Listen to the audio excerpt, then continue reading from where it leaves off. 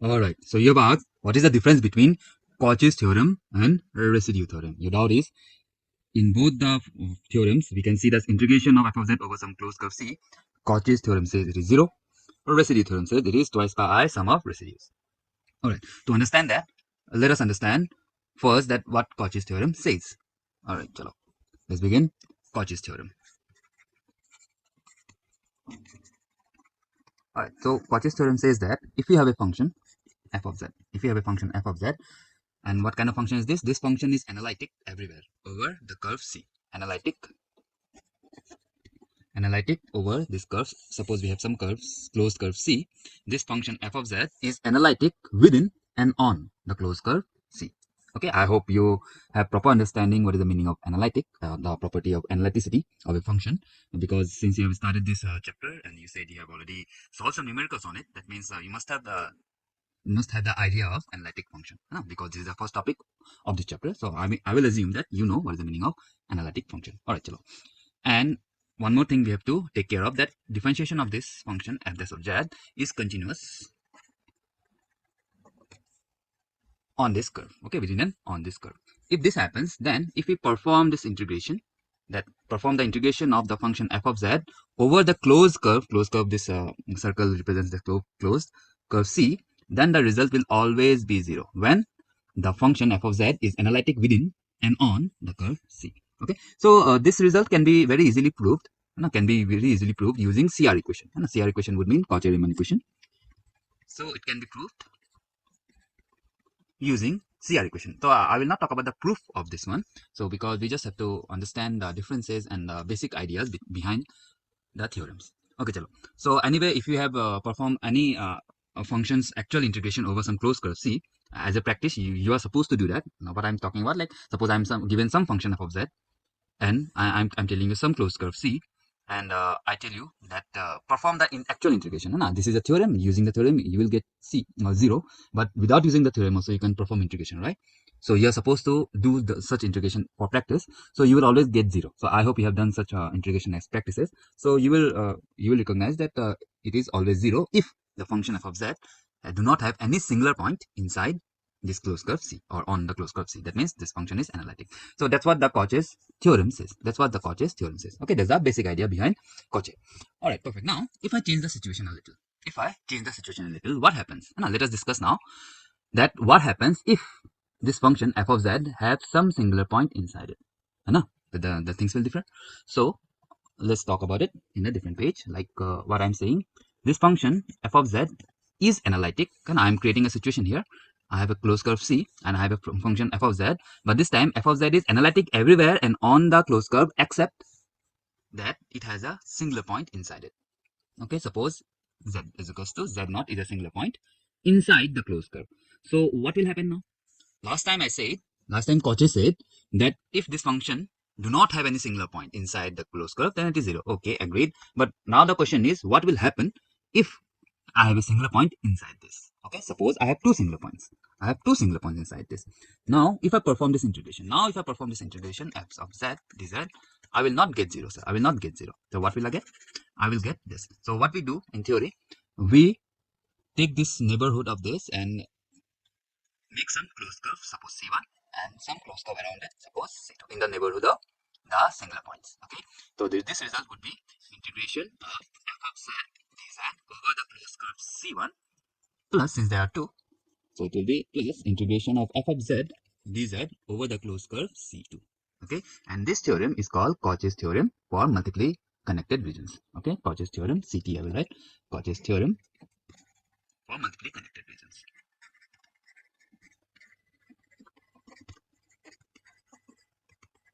Okay, perfect. Now, the immediate question is, what will the result? What will the result of this integration? And I have two because I have two pose. If I would have kept only one, there would be only one. That makes sense. Okay, perfect.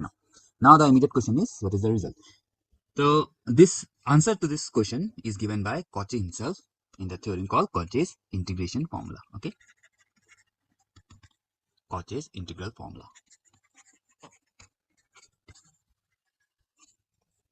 Okay, the situation goes like, suppose we have a function f of z and we talking about a closed curve C, and function f of z is analytic on and within this closed curve C, except that he has a singular point. He has a singular point. Suppose at z is equals to z0 inside the closed curve C. Okay, so for example, f of z is like this, z minus z0. So definitely we can clearly see that z minus z0, that means z is equals to z0 is a singular point for the function f of z, correct? And what is phi of z? Phi of z is a function which is analytic everywhere within and on the closed curve C. And analytic, I am defining it as analytic within and on the closed curve C. Okay, and my z is equals to z0, I have defined that it is inside C. So now if we want to perform this integration of f of z over the closed curve C, so what will happen? The Cauchy's integral formula says that we will get the result as twice pi I times of phi z is equals to z0. That's what we will get. This is the Cauchy's integral formula. So this is Cauchy's integral formula. So by now I hope you understood that why we were getting 0. Why we were getting 0 in Cauchy's theorem, because it is analytic. There is no singular point inside this closed curve. This is the result when there is no singular point inside the closed curve. And now I'm talking about a different situation when we have a singular point. When we have a singular point inside the closed curve C, then the result will not be 0 but this one. And I'm yet to talk about Residue's theorem, but yeah, so it is not 0, okay, when the f of z have some singular point inside it. Okay, now if I change this formula a little bit, if I change the situation a little bit, such that f of z is phi of z, which is analytic everywhere inside the closed curve C. This is my closed curve C, and z minus z0 to the power of suppose n. That means we have nth order singular point. By the way, what kind of singular point is this? When I write things like this, they are simply poles. This is pole. Since it is there is no order of this, that means we can say it is simple pole. We call it simple pole. This is a singular point anyway, but this is called a simple pole because there are different types of singular points. So simple pole. And here I'm talking about nth order pole. Nth order pole. Okay, so in this situation, that means I have that is because these are not nth order poles.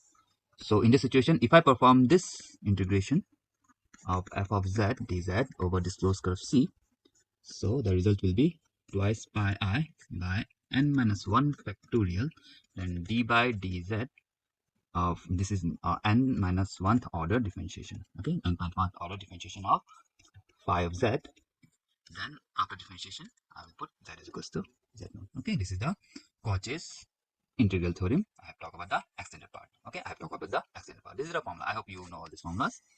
Okay, perfect. Chalo. Now, this is for simple pole, and this is the general one. And this is the general one anyway. Okay, now let's talk about residues though. Okay, let's talk about residues. Okay, let's not talk about residues, what the theory says and all, but usually what we do, and if I talk about, if I have a function f of z, which is having some analytic function, this is not analytic everywhere, it is having some singular points somewhere. So suppose have a singular point, have pole. Still, let's talk about pole. Have a simple pole, have simple pole at z is equals to z. Now this is the situation I'm creating. So now if I ask what is the residue, if I ask what is the residue of f of z is equals to z0, then how do we do it? So what is the formula says? Limit z tends to z0 over z minus z0 f of z, correct? This is the formula we use.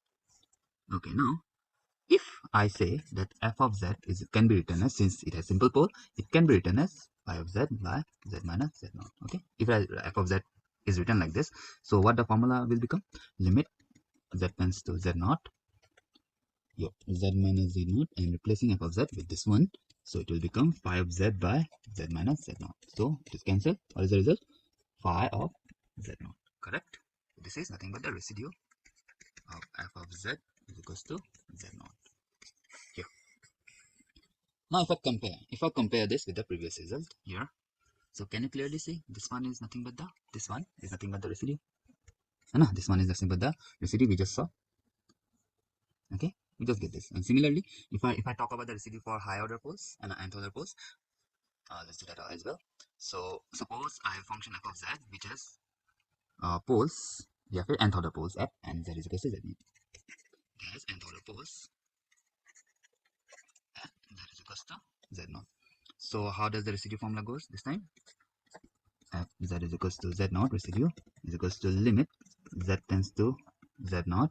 It goes like 1 by n minus 1 factorial d by dz n minus 1 differentiation of what? Z minus z naught to the power n f of z. Correct? Now since f of z have nth order pole, that's why f of z can be written as f phi of z divided by z minus z naught to the power n. Correct? So same thing happens. That will be limit z minus z naught 1 by n minus 1 factorial d by d n minus 1 here z minus z naught to the power n and phi of z divided by z minus z naught to the power n.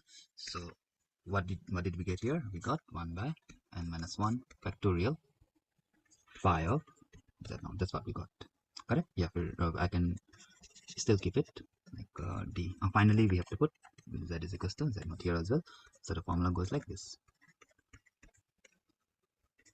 phi of z, and after differentiation, we put z is equals to z naught. This is the residue, and this is what we got here also. In this formula, in this formula, that means this portion is nothing but the residue, okay. That means what I'm trying to say is this Cauchy's integral theorem, Cauchy's integral formula. Please mind that when people say Cauchy's integral theorem, they mean this one. They mean this one. That means it is talking about a function f of z which is analytic everywhere. There is no singular point inside this closed curve. Then it goes to 0. Okay, then it goes to 0. And when we talk about Cauchy's integral formula, then we imply that the function f of z is such that there is some analytic function inside the closed curve. See clear? Okay, now, so what I'm trying to say is Cauchy's integral formula and residue theorem. Whatever picture you have sent, if I talk about that. So here, whatever the residue theorem is saying, Cauchy's integral formula is saying the same thing, correct? Now, the question arises that why do we have the residue theorem then? If it is talking about the same thing, this is also residue, that is also residue, then why we are having Cauchy integral formula separately and residue theorem separately? Okay, to understand this, we have to understand that singular points are not only poles. There are different kind of singular points.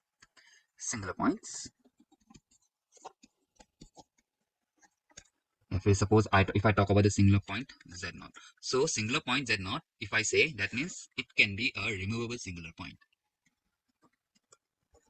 It can be a removable singular point, or it can be an essential singular point. Or it can be a pole. There are three types of singular points. Okay. Now, I hope you have a proper understanding how to identify a singular point to be removable, how to identify a singular point to be essential, and how to identify a singular point to be pole. Okay, so I will not go into the details of that, but yeah, I hope you know already. If you don't, then let me know. I will try to make another video explaining in more details about this entire topic. Okay, alright, chalo. Now, if we have a singular point which is removable, suppose z naught is a singular point which is a removable singular point, then if I talk about the residue of f of z is equals to z naught, in which case, when it is removable, then residue will be 0, sir. Okay, then residue will be 0 always. Next, if I say my z naught is a singular point which is an essential singular point, then when finding the residue of z is equals to z naught, what we have to do? We have to expand f of z about z naught in Lorentz series. Okay, then the coefficient of 1 by z minus z naught will be the residue of f of z is equal to z naught when z naught is in essential singular point. Okay, so let me write it down. It will be is equals to coefficient of 1 by z minus z naught in the Lorentz series expansion.